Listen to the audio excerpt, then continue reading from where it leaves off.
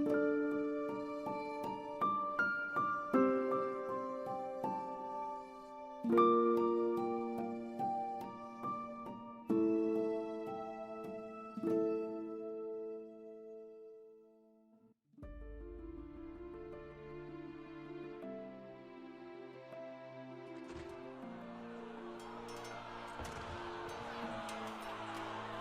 Civil War was at its height.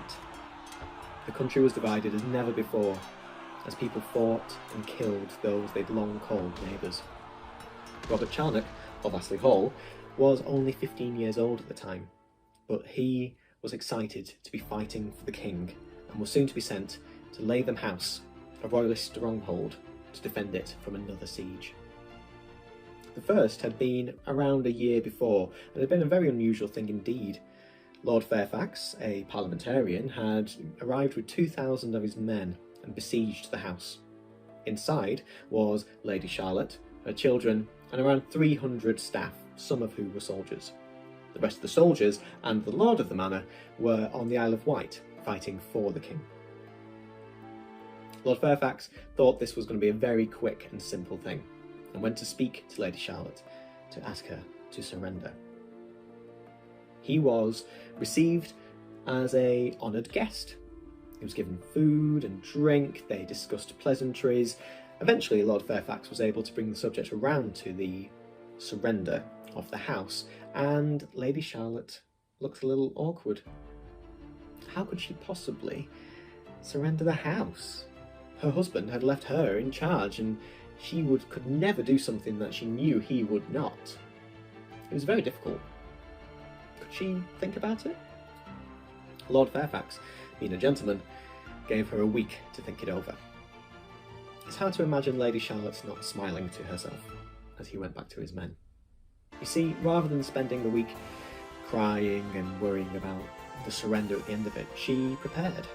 She checked her provisions, she organised her soldiers, and got ready for war. When Lord Fairfax returned, he was politely told they would not surrender.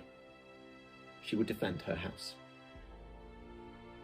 At one point, a cannonball flew through the wall as Lady Charlotte and her children were having breakfast.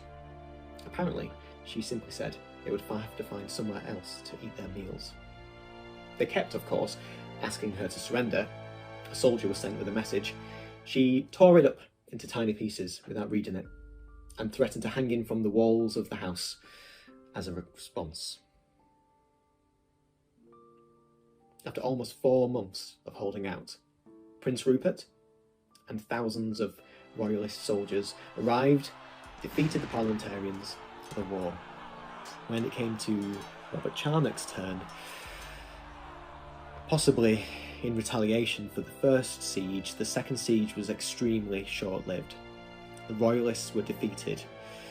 Robert Charnock lost his eye. That's how he gained the nickname Captain One Eye. And he even lost his house, Astley Hall.